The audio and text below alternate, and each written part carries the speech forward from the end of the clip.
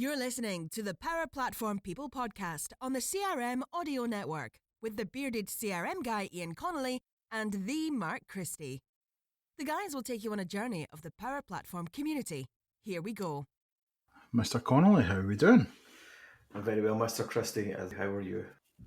I'm all right. I think first off, we kind of need to start off with an apology for going away from our once-a-month schedule. We had technical difficulties with Mr. Ben Vollmer, who we're going to probably get on next week. Yeah, I think we're going to make up for it today. We've got somebody who we've both met a couple of times, quite well known within Microsoft, Mrs. Carissa Allen, about to join us. So it should be quite an interesting chat. We've got a Microsoft veteran coming on now, and it's Carissa. She's been here at Microsoft for 22 years, I believe. Yep. Crazy. Wow. This is such a long time. It's people's lifetime, that really, isn't it? I mean, I was just thinking, you see, even if you just put a dot in between the 22 years, Ian, have you amassed that level of commitment to any company you've ever been at? So that's how it's going to be today. Okay. Yeah, so we hit hard, yeah. Yeah, that definitely not. Like, I think back when I worked in a call centre, when I worked in the contact centre, I was there for like 8 years. But ever since, no, you're quite right. I probably changed jobs every 2 years. Like today, I finished a contract, so I'm tendering just now for something else. But So you're actually unemployed, Ian? Is that what you're telling us? yeah, at the moment, I am unemployed at the time of recording this, yes. He's in between greatness, is what it is. Well, yes. I knew there was a reason I brought you here. So we can't put... what was the song I was thinking of? Nana, why don't you get... Oh, who sings that again? Why don't you get a job? Is that not The Offspring? I think it is, but let's get back to the point of this today. I think that's going to be the intro music now for this one, right? Yes, it has to be. Yeah. I have a feeling. We can't afford that. So, Carissa, how are you doing? You know, I'm great. It's been an interesting couple of weeks here. There's been a lot going on, and so yeah, I'm in a good place. Thank you for asking. And what is the kind of the biggest bit of news that's come out in the past couple of weeks? So, okay, well, there's lots of news for Microsoft that's come out in the past couple of weeks, right? For me personally, is that I will have changed roles, technically as of Wednesday. So that's been the big thing for me. Not to bring it all to me, but that's been the it's thing about you. Doing. Let's not bring it back to me. You have a job, I don't. So Ian, so I have this conversation with my father, who was like in banking, VP, all of this, and when I told him I was changing jobs at Microsoft, he was like, "Oh, I can't believe you're changing jobs, and man, your manager must be so frustrated, and you've only been in that role for a couple of years, not even." And I'm trying to help my parents understand that in this new economy, it's all project-based work, right? Yep. The mere fact that I've been at Microsoft for 22 years, people actually look at that and they go, "Ooh, you've been there too long," which I beg to differ because there's so many different opportunities within Microsoft. I have the opportunity to reinvent myself within this very large, constantly changing company. But when you look out into the market, it's all project-based work, and you're expected to change every 18 months or so. It's natural. So don't worry. Oh, I'm not worried about it. It is all good. 100% it's all good. It's part of the process. Good. And it is what it is. Yeah, you're in Microsoft. You've been here for 22 years, but how many positions have you held in that 22 years at Microsoft? Yeah. Well, when I look back, I look at it by discipline as opposed to position because, as with any big company, oftentimes the positions and the titles will change, but you kind of stay in place, right? Okay. So if I look at the disciplines, and this is the cool thing that I'm pretty proud of, is like I started in inside sales with partner management, and then I moved into enterprise account management in the field, which was one of my favorite gigs. And I stayed longer than most in that. I was there for like 6 years working with many of the same accounts, which was unheard of at the time. Wow.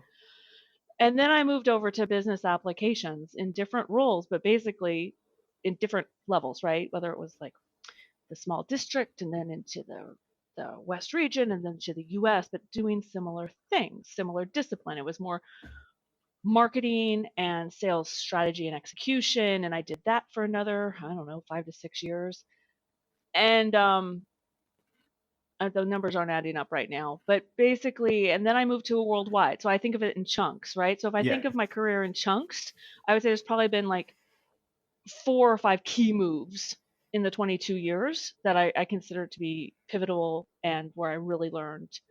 But if you go through my resume, Yeah, if you average that, then you're looking at every 4 years.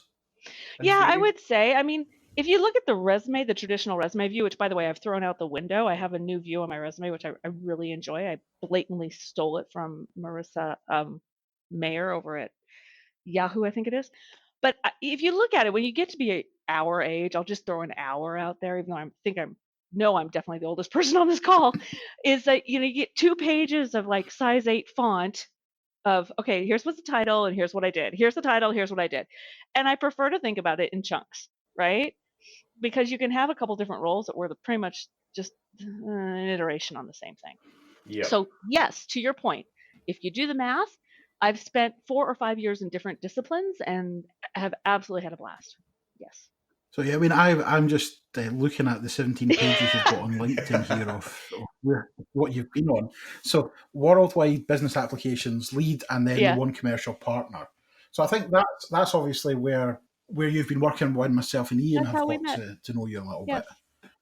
So what is your new role? Yeah. I think I know the title, and I think I know what it is, and I think I'm going to start asking you for a discount card.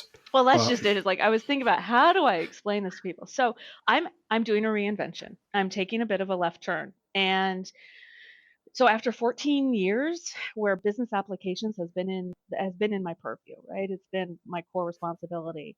I'm stepping away and I'm going over to our worldwide Microsoft stores organization. And everyone at first, like, I get the head tilt and they look at me like, what?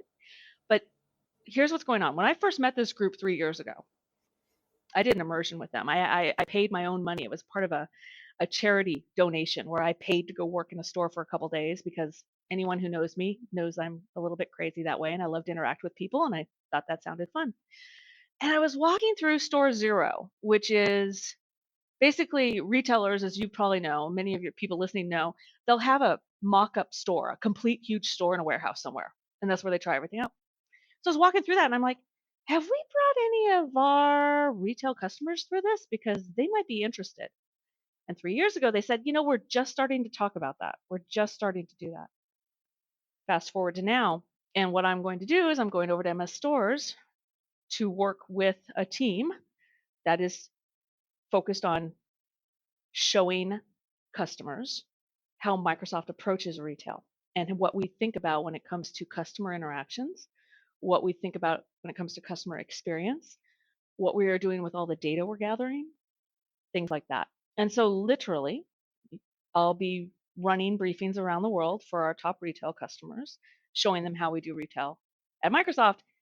And the tie-in, and there's lots of other stuff I'll be doing, but the tie-in there is that Microsoft stores run on Dynamics 365 for retail. They also use Dynamics 365 for marketing, in some cases for event management.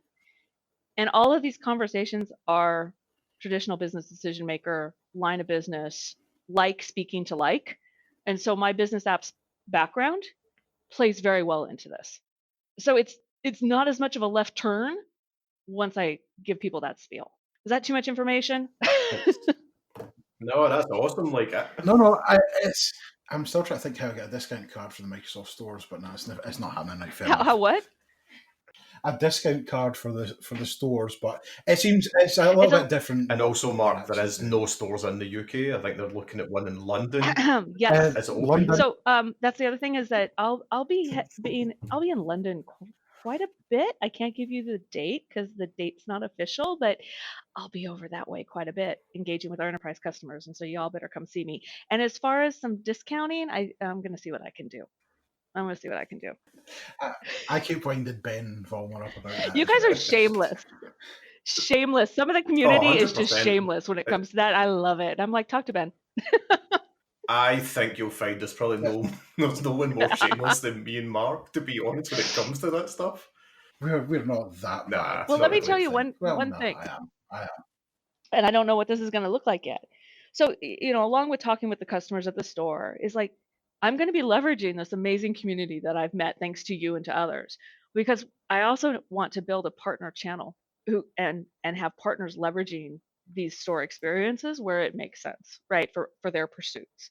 So there's that piece to it. I also get to mentor early in career store employees. I mean, there's lots of different pieces of it that feed Carissa, but where this community and everything you have taught me in the past 17 months and getting to know you and spending time with you at all these D365 Saturdays, which by the way, I'm still going to sneak into. I'll be in the back with sunglasses and a hat. Oh. just No, hanging no, out. you will Hey. be up front speaking. I don't think me and Ian have told you yet, but we've actually already booked you for next year. You just don't know. February 29th, right? I have the See, date there you memorized. go. I'll be Like, there. You can't come I'll in be there. with sunglasses and a big hat and everything else on, because actually we'll just put up a picture and say, have you seen this person? If so, speak to her, grab her, push her down the front, don't let her sit at the back, because she would do that to every single one of you. So you did mention a bit there about you're going to be mentoring people as well. Is that something that's something that I know you enjoy doing, and you kind of take a fondness in doing that? Have you been doing that throughout your career, or is that something you've picked up quite recently? I've done it in ways that weren't deliberate, and something that I talked about with Marie Weiss a while back was there was this tipping point that happened with me when it was probably about 10 years ago, and it was maybe a little bit less, where my mentors, who were basically at the stage of life that I'm at now, including, where their kids are, their career, their level of influence, my mentors started to leave, right?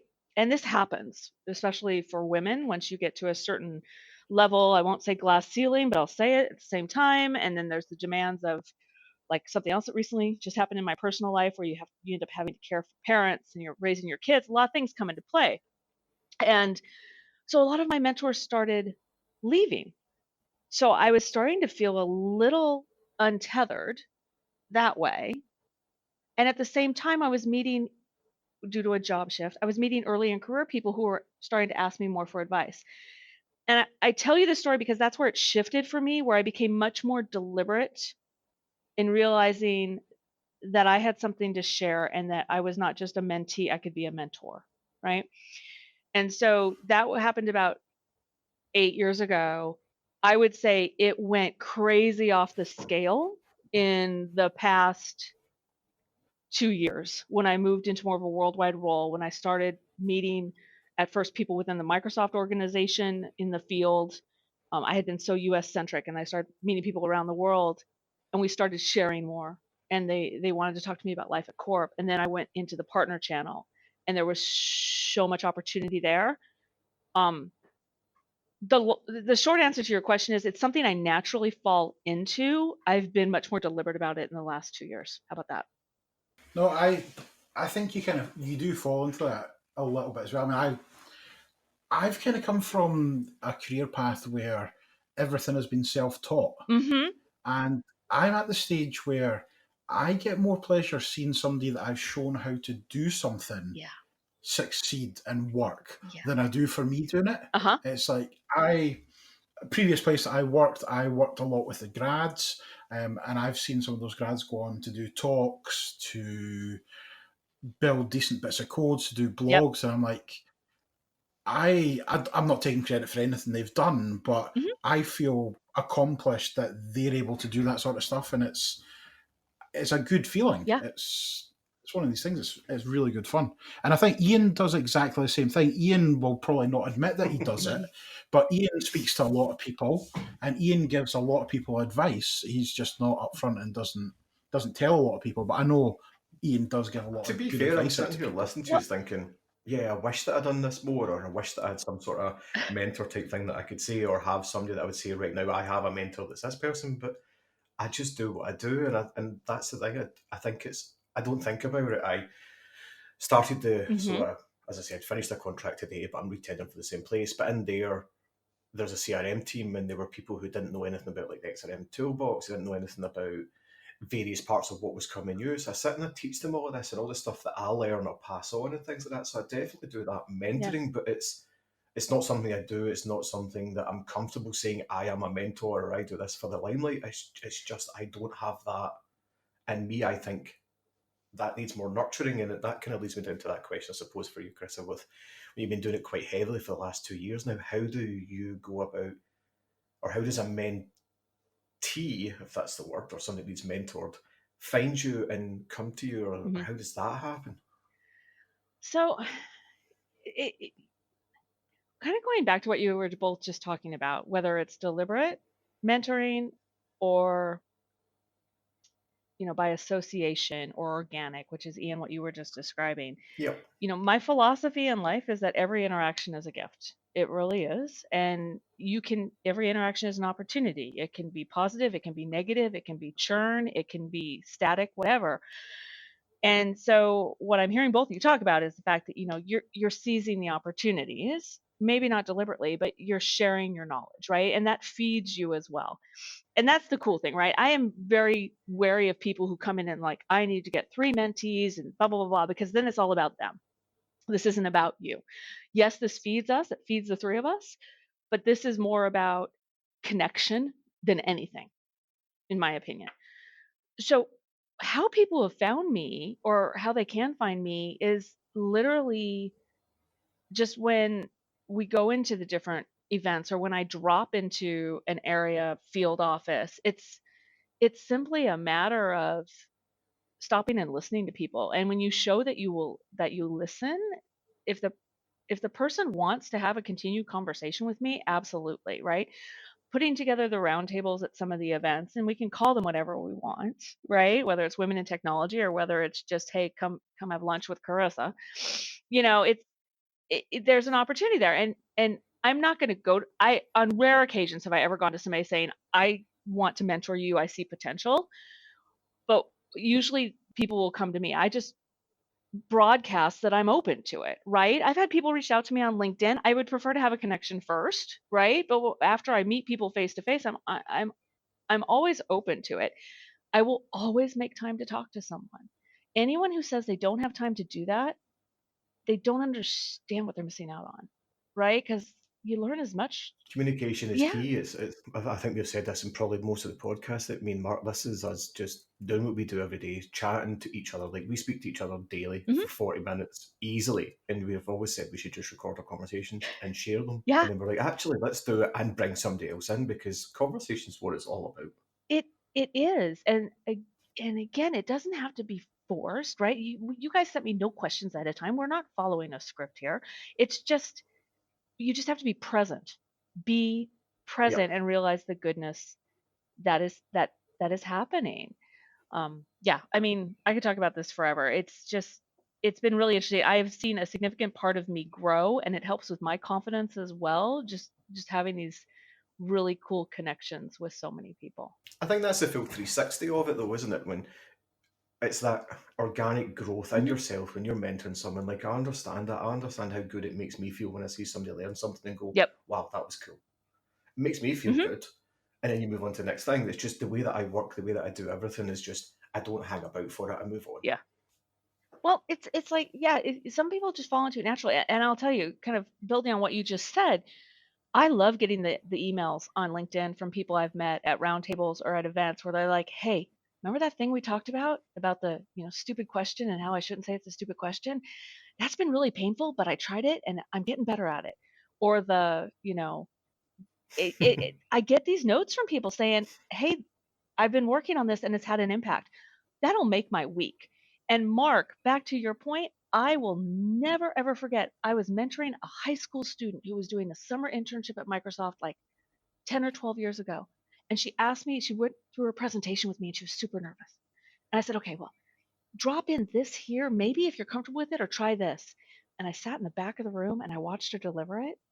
And she did just a couple things in her own way. She made them her own, but they were suggestions I had made. And they were well received, and she just lit up. And I'm like, it will never get better than this, right? Like you said, I don't need to be standing on a table. I don't need a spotlight. Seeing someone that you've helped find their voice, knock it out of the park, as we would say in American, is awesome, right? So I had this, and I think I said, I don't know if I actually told you this one, Iain, or not, and I maybe just told her. So when Claire was doing her talk in Glasgow, I just stood outside that room for about 2 minutes and thought, do you know what? From where she's came from to what she's doing now, that was one of kind of the moments that sticks with me the whole time, just on how she's managed to progress herself. I mean, I didn't know she could have been talking absolute nonsense in that room, but just seeing her up there, confident in front of people, knowing that 3 years before that she hadn't picked up CRM, she maybe had a low confidence at the time as well. To see her being there was just was just like, that's just crazy. And it was one of those, let's just take a little step back and actually recognise that sort of thing. Although I mean, we worked on a project together for about 1.5 years, and I was showing her things as we were going along. I probably didn't appreciate that I was maybe slightly mentoring her by showing her what I was showing her, giving her bits of advice on that. And then it's kind of, it is when you step back and you think, oh, actually, I've given somebody a little bit of confidence to go away and knock it out of the park. I absolutely love Claire, and that's a perfect example of just, it doesn't even have to be deliberate, but just reaching out to somebody and bringing them along. She did the work, right? You invested in her and gave her confidence that she then built herself, right? But that's the whole thing, and we can, this goes right into how we impact getting more diversity and how we bring people through. It's the little acts like that have so much impact. It's a butterfly effect, isn't it? Yeah, I mean, I think especially with that event, I mean, me and Iain probably spend too much of these. You should be proud of it. About the event, but we had a split of speakers of gender 50-50. That hadn't been done. So I mean, I remember having a chat with Janet Robb, and Janet said the first event that she spoke at the event, not even on stage, 3 right? females at the event.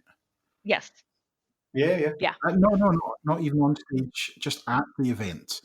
To then look out into the crowd there in Glasgow and see, I can't even remember what we worked out. I think even attendance-wise, I'm sure it was between 35 and 37% of the tickets that were registered were female.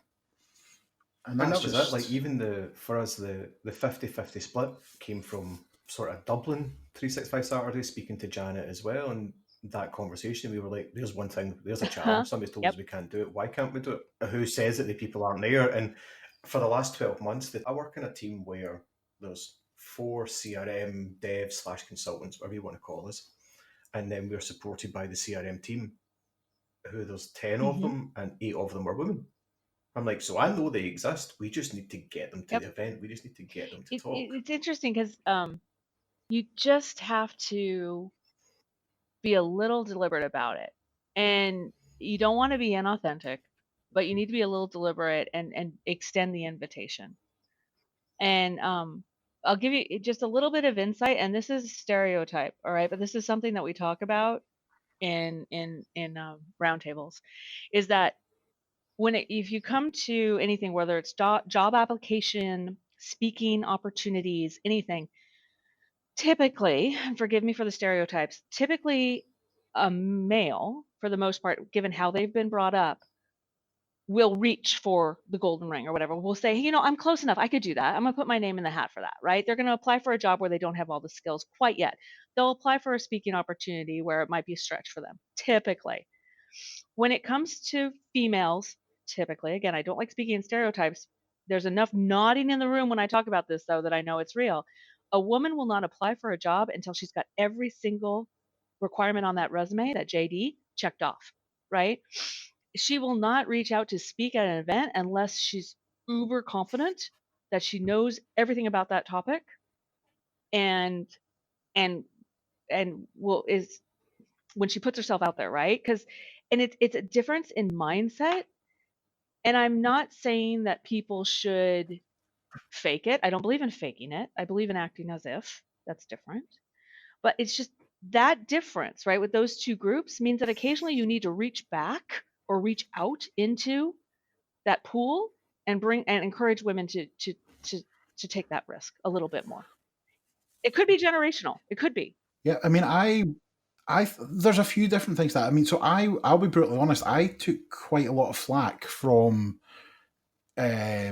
some people for holding back spaces for speakers. So at some point, myself and Ian got to a point where we thought we didn't think we could get to that stage of the split, but we got to, I think, about 12 female speakers and 14 male. And I thought, right, we're not going to take any more male speakers on. Yeah. And I had some really, really good male speakers who I said, no, I want these for female speakers because I want to give everybody the opportunity. It's a little bit of is it positive discrimination? I don't know if that's how it comes. Yeah, it became really hard for us as well on that trying to do that. And it's even awkward for me as a male to talk about just now, because I don't see it the same way that other people obviously do, and that's just the way I'm obviously wired, right? So we just set a challenge 50-50, then it's fair. That's what it is. It was just about being fair, and why shouldn't it be? I still can't get my head around why it shouldn't be like that, but I get that, as you say, there's the glass ceiling and everything else around that, and that's something that's there, and we did, and still to some extent take some positive discrimination and I've got slight battle wounds about it. I'm more the sensible one out of the two of us when it comes to organising events and user groups and things. So Mark flings these crazy ideas out there, and I'm always the one that tries to bring it back down. And even on the speaker thing, we put out a call for speakers. We don't try and even say we want X, Y, or Z for some things. And you get, for the fear of being able to say, no, we want a woman, we want a man, we want whatever you identify as, because what does it matter? And I agree, it's about nurturing that and helping that grow and bringing people that are less confident forward. And unfortunately, that stat that you just said is quite shocking, and I believe that exists. So I've just logged into Sessionize. So we put a call for speakers out for the event for next year, and looking at that, percentage-wise, 6% who have put sessions forward are females. 6? So that 6%. Yeah. And that's quite scary. Because there are so many different talented people out there. I mean, Sarah Lagerquist is one I'm going to kind of call out. I will hold my hands up and say I didn't really know who she was before she came to Glasgow.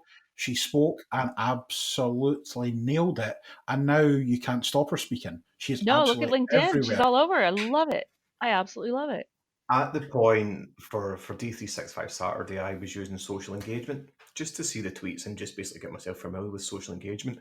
And at the point that her session was on, the tweets were off the hook. It went crazy. It went absolutely crazy. It was probably like, we trended that whole day, but that session, that was like the pinnacle of Twitter activity. People were just like, oh my God, what has she done? It seemed to just blow the whole system up. And I missed the session, but do you know what? She, as you say, you can't get near her now, which is an awesome thing. She always would have got there. I'm not going to say that we were a catalyst for it, because she was on that road, obviously, but we didn't know who she was particularly, seen some of her stuff, and I would like to think we helped change that trajectory for her. But that's all her own work. 100%. Yes, exactly. I mean, record that, play that over and over again. Okay, you gave her an opportunity. She seized it. She did the work. You should be commended for giving her the opportunity. And I know the flack. I know it's a challenge. You set it as a goal. You got close and you said, okay, we're gonna ensure that this happens. You didn't do any false, unnatural acts, if you ask me, to get to that goal. And you have to articulate these things. If we do not articulate these things and challenge the community, it's not because people have bad intentions. It's because we go to muscle memory, right? And you will go to your traditional speakers. And especially, like I've just said, this particular group only needs a slightest push or somebody saying, you could do this, and then they'll just take off. And then, like you're saying, you can't get near her. So, but it's hard. You're going to get grief. These are the tough conversations, right? And where I get frustrated is when I see too much focus on the dashboard without the efforts behind it. You put effort behind it, right? You had authenticity behind it. Where I get frustrated and where you've seen some of my writing and you've seen some of the talking that I've been doing is when people get so focused on a dashboard saying they have 4.8 purple people, as I like to say, and 3.2 cat lovers and 2.1, I don't know what, is that they look at those numbers like, I need to move that number. And so now I'm going to start doing things. I'm going to take shortcuts to get that number better so I can say the number's better. When you look at how to have a truly inclusive, Carissa's point of view, not an expert. 25 years in high tech, I have some things to talk about. When you look at the stages of how to get more diversity in, you guys hit it. You hit all three of them, if you ask me, with Dynamics 365 Saturday.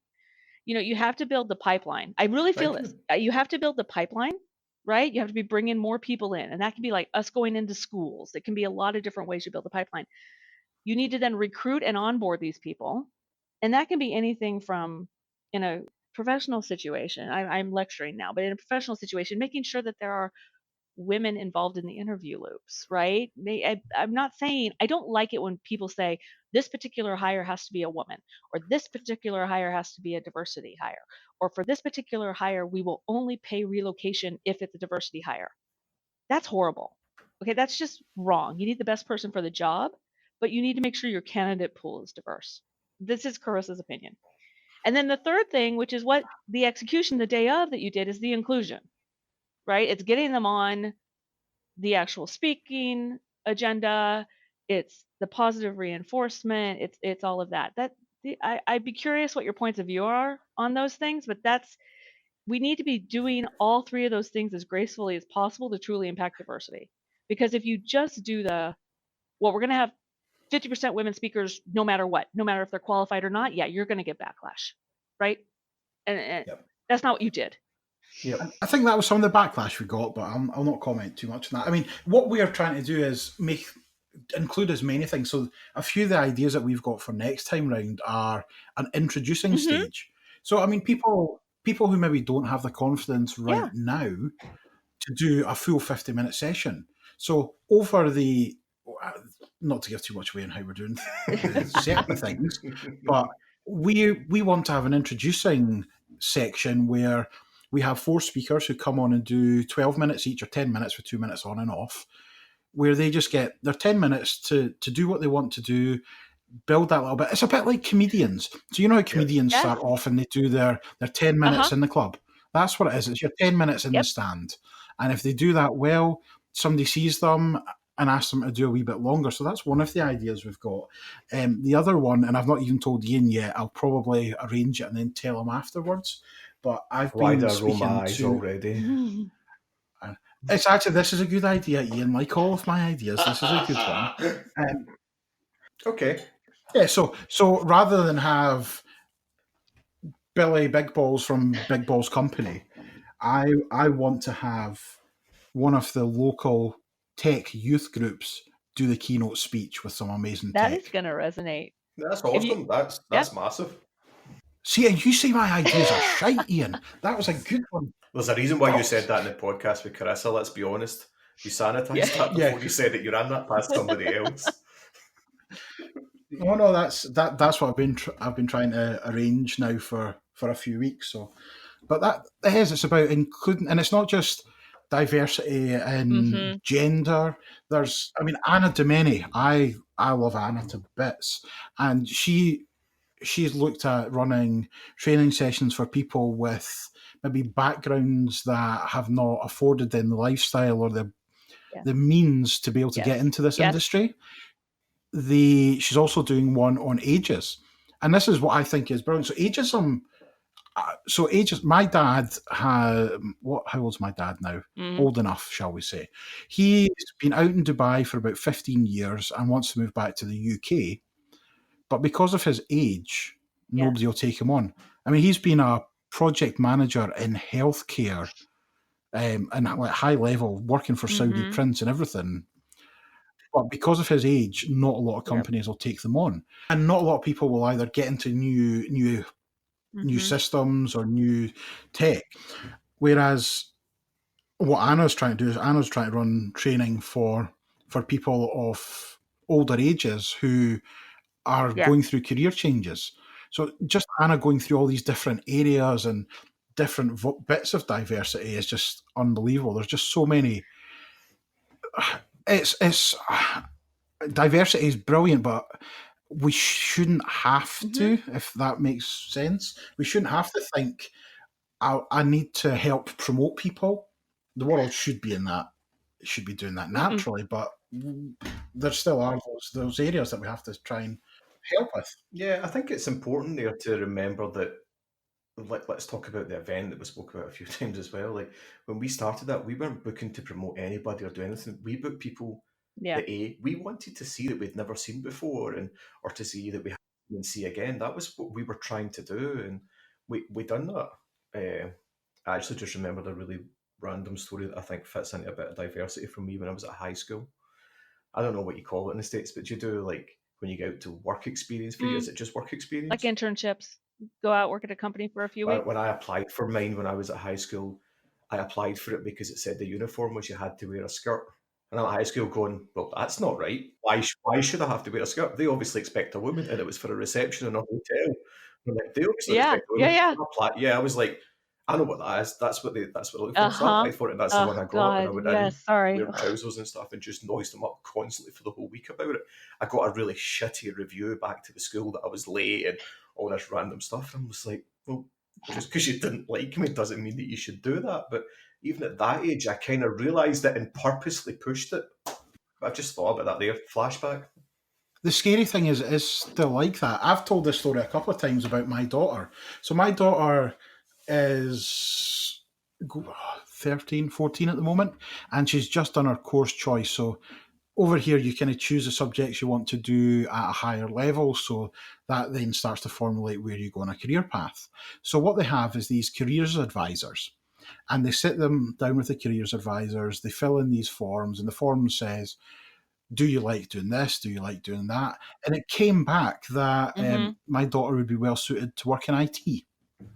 Okay. So that I thought, that's quite good. She was then pulled in the next day and told, women don't really work in IT, so let's sit down and answer these questions again, and I will help you with these questions to find a suitable career path. Oh, tell me you stormed into that school, please. Oh my God. I wasn't too happy about that. The school weren't reactive to that at all, but I did explain to her the great things that yourself, Janet, she's met Claire, so I use Claire as a good example, and Anna, the awesome things, and Megan that you all do in IT, and it's nothing about gender. I mean, I diverse a little bit on here. I read a comment yesterday or the day before about it being great to have another female MVP in the area. Yeah. And I'm like, doesn't matter male or female, they're still an awesome MVP. It's almost like it's pigeonholing them or categorizing them as a female. But no, hell, we're all, it doesn't matter male, female, we're all, if we're good at what we do, we're good at what we do.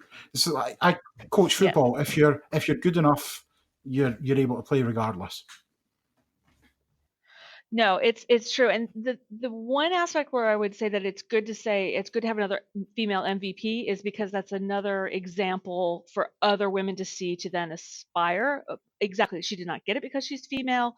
Her skills are equivalent. It's all about what can she bring to the community, right? And you earn it. So I completely agree. The whole thing, sometimes this advice that your daughter got, I do believe it's wrong. A, it's wrong. But B, sometimes I feel that people do that to protect people because they don't want people to be disappointed, or they don't want them to get hurt, or they don't want, blah, blah, blah. And it's that whole thing of, okay, get out of that mode. Let's do the whole growth mindset that we use that word too much. But it's like, if people aspire to do something, let them do it. And if they stumble, that's how they learn. Yep.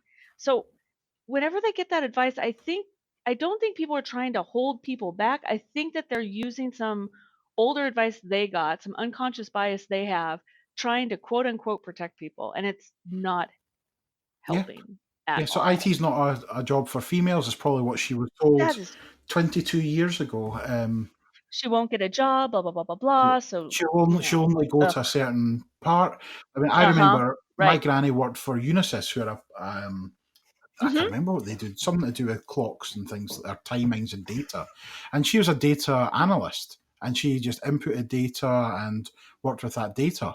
And she done that, and we're talking a good 30 or 40 years ago.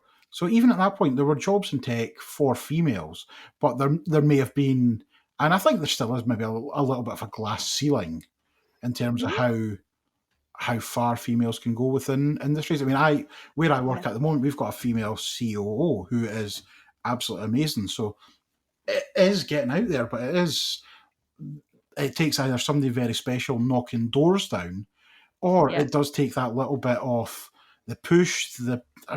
I don't care. I get flack for it, but the positive discrimination, it does take that to get people on that road. Well, you're bringing really, really great points, which is the be mindful, the asking difficult questions, and the pushing on things a bit. There's also things people can do with just basic infrastructure of how companies are run that allow women more opportunities as well. Whether that is, the kind of leave that is available to everyone in regards to family care or things, and the fact that leave is not seen as a black check or whatever we want to call it, a check in the records is not a good thing that they took that.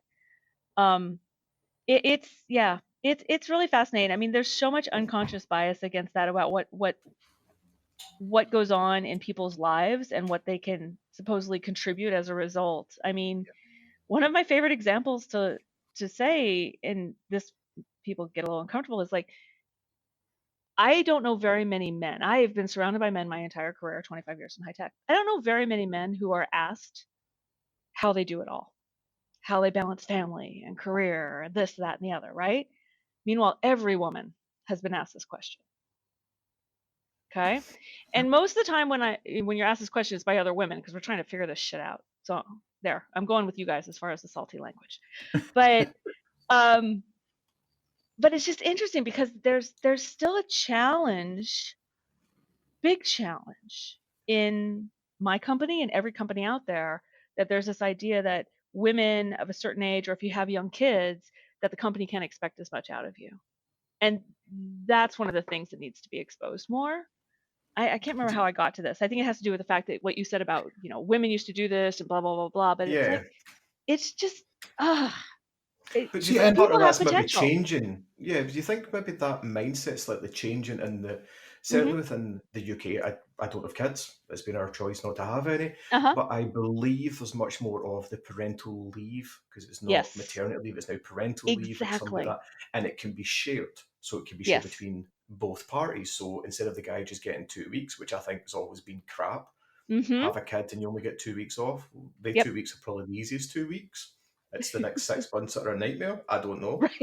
But so I think it's good. I think it's good that you can now sort of change that between both people. And it might be that one person, 50%.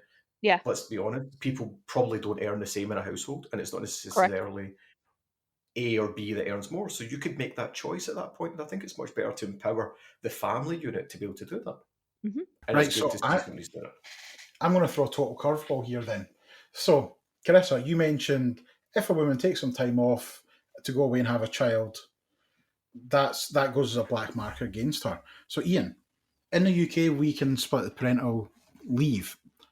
Do you think that somebody would get a black mark? So, if me and Kate decided to have another child, which is never going to happen, do you think if I took the 6 months off, I would get a black mark against my name for doing it? I don't think where I am at the moment would do that, but places I've been historically, I think you would be lambasted for that. I probably agree with you, and the only experience I can give to that is I changed jobs. I changed my whole structure, my whole life a year ago due to family stuff, looking after parents. And I made the choice to completely change 360 and take a massive risk. But my family were more important to me. Right. And I don't know how well that went down with the company. I don't think they believed necessarily or what was going on. And I think even after that, when I told people what I'd done, you could see people looking at me like, are you mental? Why did you do that? Well, it doesn't care. I can go stack shelves if I need to. Yeah. If I still need to put bread on the table, I can do that. That's the thing. that allows me to live my life. It's not what, I think certain places, depending where you are, and that could be to do with the management you have in your place that you've said, Mark, as well, where you've got the CEO and you've got various people, you have an even spread of people in power, if you want to put that, at the top of the Yeah. tree. And that's part of it. And I think there's more companies like that, more certainly younger companies and newer companies have that ethos where they see actual mental health is an important thing, diversity is an important thing, Yeah. but it's not about ticking the box as it used to be. It's not about saying, oh, do you fit into criteria? Yes, awesome, you're the person for the job. But I think there's still certainly a jobs for the boys type thing that has that with certain companies. I admire the honesty in the conversation, and I agree with you. I think companies are putting in some benefits now or changing some policies due to pressure, yet they're not Agreed. completely authentic. And when you do go to use them, they're like, really?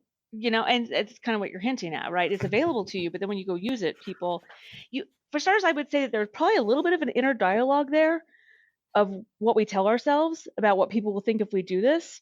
And honestly, I would say probably half the people or more are probably going, gosh, I wish I had the guts to do it myself, right? So there's an inner dialogue there. But there is also this fact that companies are, because everything is so visible these days with internet and all that other fun stuff.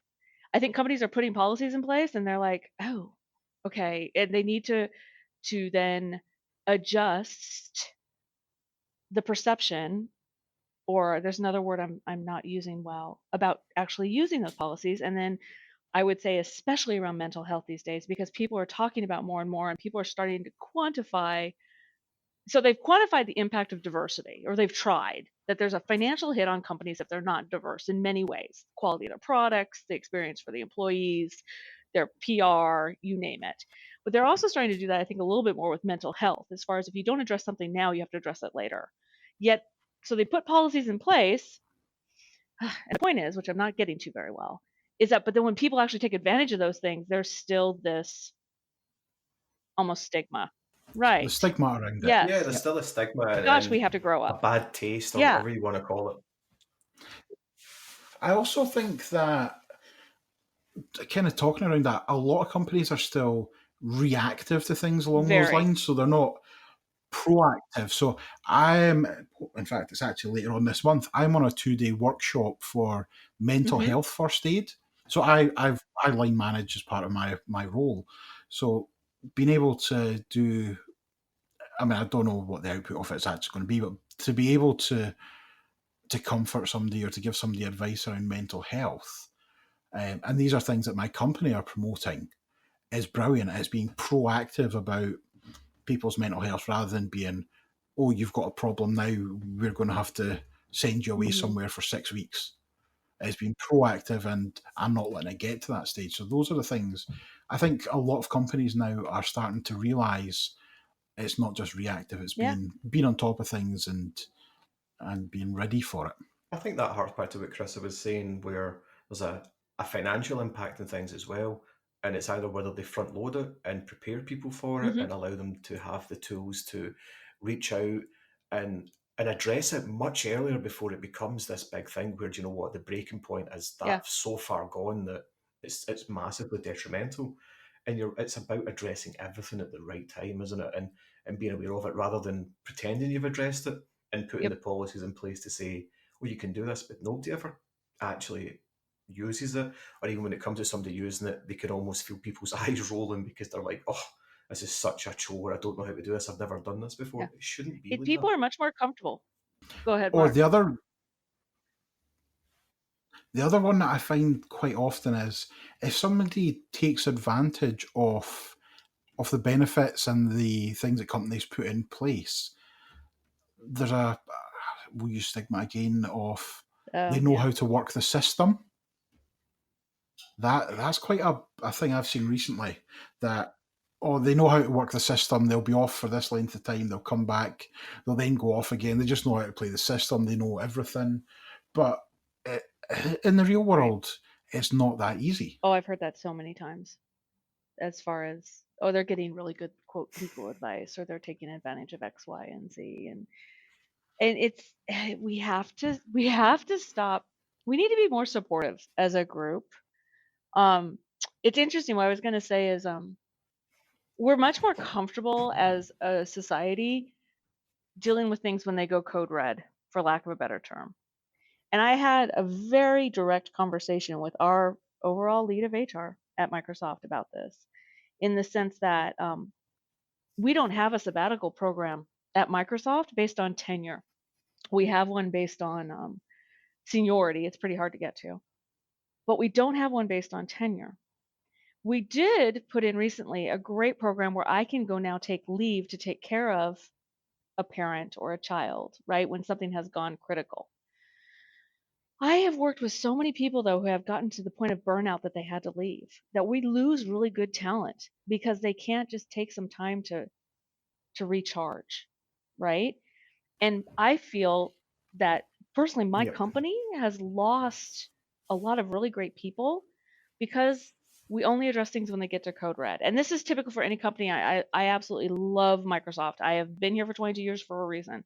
But I think with any big company, and it comes back to Ian, what we were talking about earlier about the financial impact, they need to do a little bit more digging here because we're losing people due to burnout because we're not addressing issues as they're building. Is that making sense? I don't know if I'm being clear.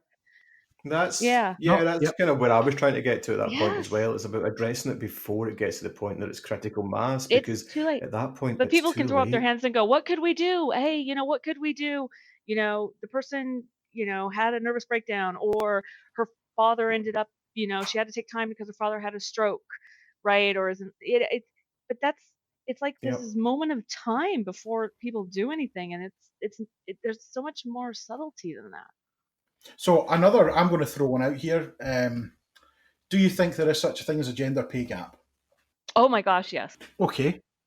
I honestly do. Now, I think so.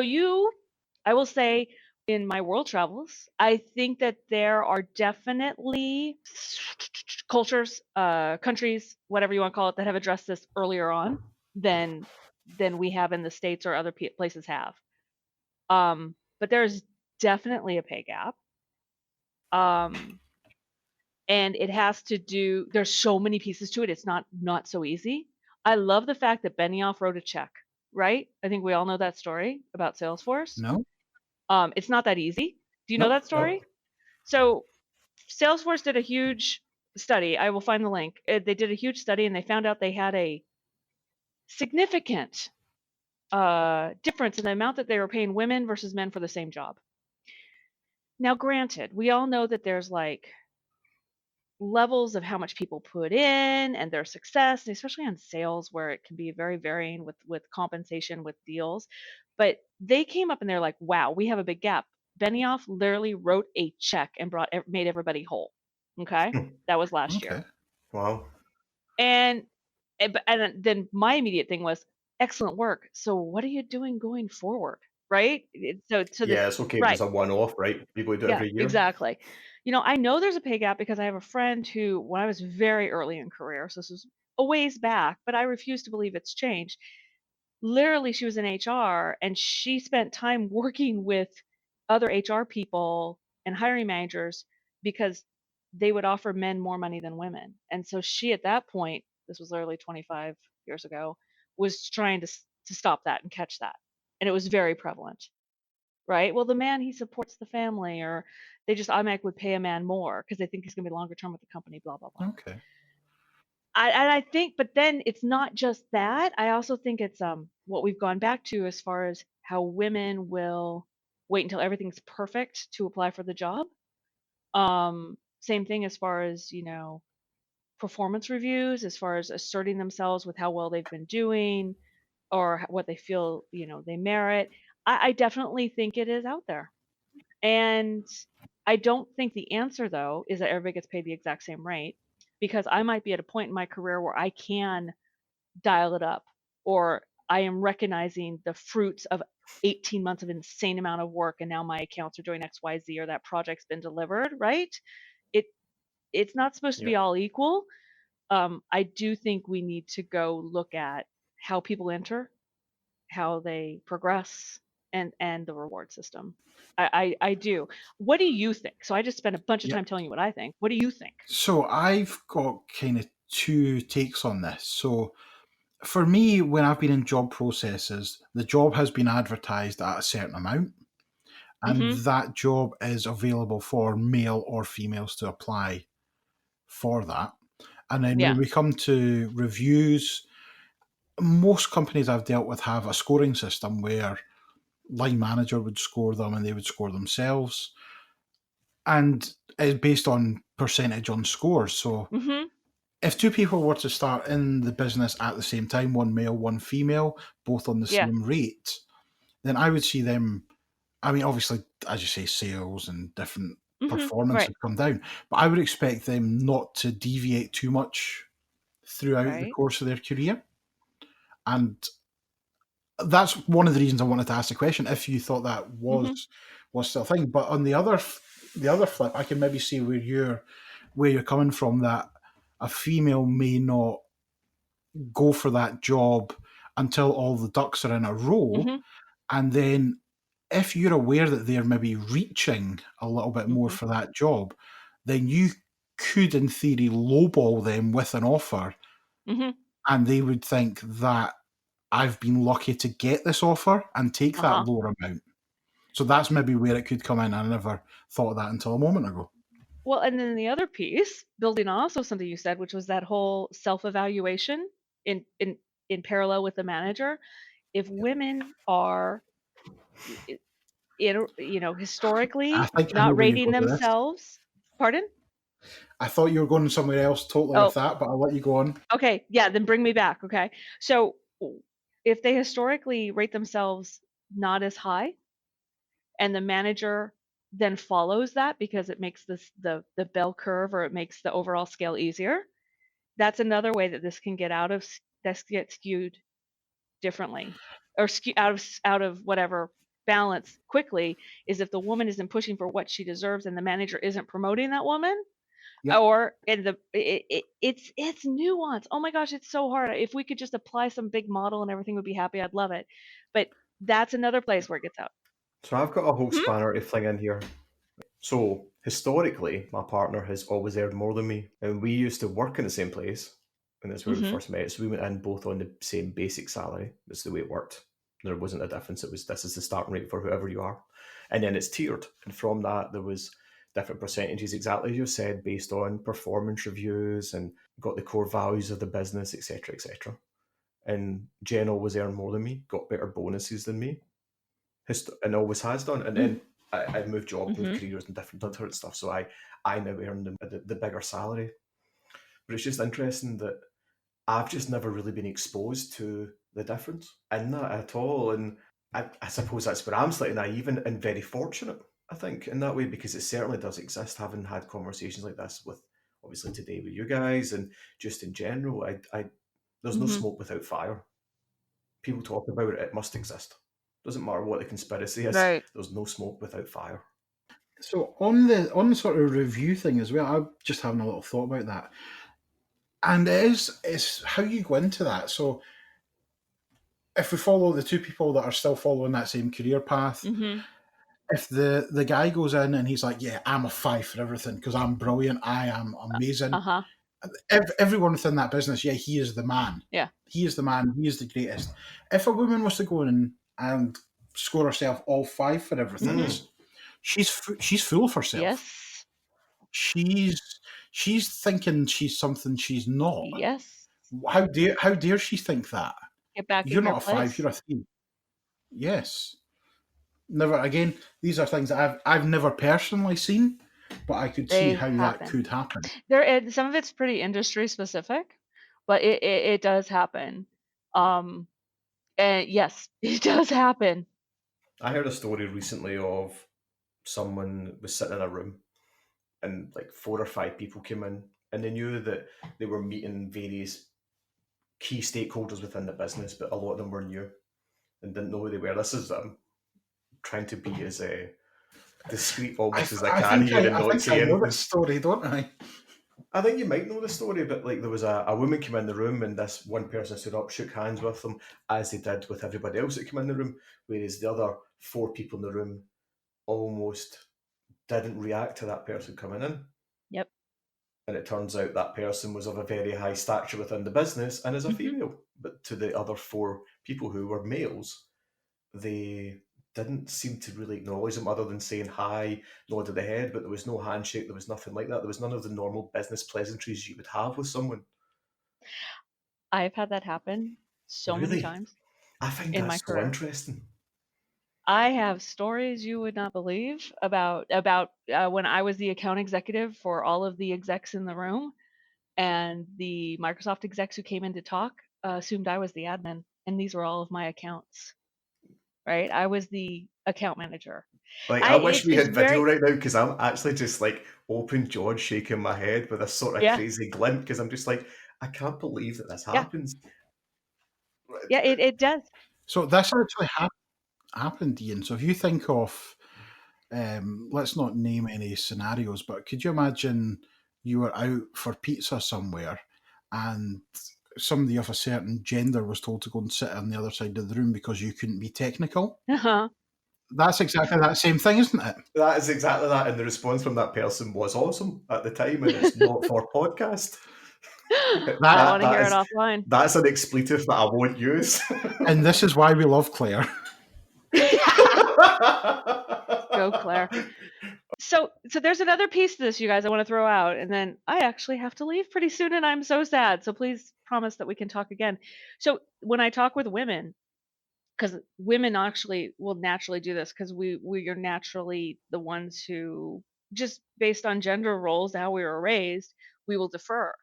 And so one of the things that I have pushed myself to do is when I enter a conference room and I in a meeting and I am a primary participant, I either sit at the head of the table or the middle of the table, because those are power places. Awesome. In the past, I would have sat off to the side. If there were not enough chairs for everyone, I'd be the first person to give up my chair, right? Because I'm a nice person too. This is all like, we don't want to be jerks. We're also nice people.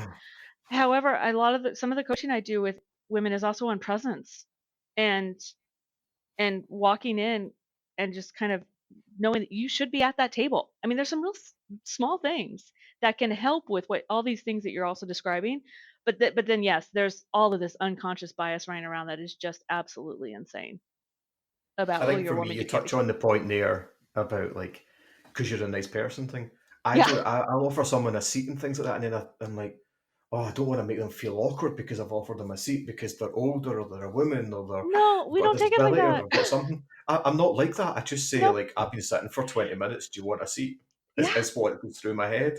But then I become so, because of the positive discrimination sort of stuff that I've had go on, I have this whole mindset where Yeah. I talk about people being guys. I have this, I can't say guys because that's derogatory, it's different, but it's macro-localism, or I need to offer you a seat, or I shouldn't offer you the seat. And I have this whole inner monologue of all these random things You're that just paralyzed. nobody else stresses about. Yeah, I've become totally paralysed in it. Become paralysed in my own inner monologue. It is mental. It's not even an inner monologue. I usually get texts saying, should I let this person sit down? So here's the deal: we can't take the niceness out of society, and we shouldn't take just polite manners out of society. So I'll tell you what: next time I'm over there, you guys, you're more than welcome to open a door for me. I'm not going to make it. It doesn't make me feel like I can't open the door for myself. I'm joking, I'm Seriously. slamming it in your face Yeah, and locking it and making I'm you do not it going to get yourself. mad. And that's the thing. It's like, we don't need to go. People are going crazy, right? And it's like, let's all just be. It's like you're saying, Ian. It's like, well, I don't understand sometimes why we have to do this and why we have to look at, do we have 50% of women? It should just happen. It's like everybody, it's just, we're nice people. We have the best of intentions. We don't have to necessarily change some stuff, right? It's just being a little bit more deliberate. And please don't think I yourself think it's into just paralysis. simplifying things. And yeah. Please don't. Oh my gosh.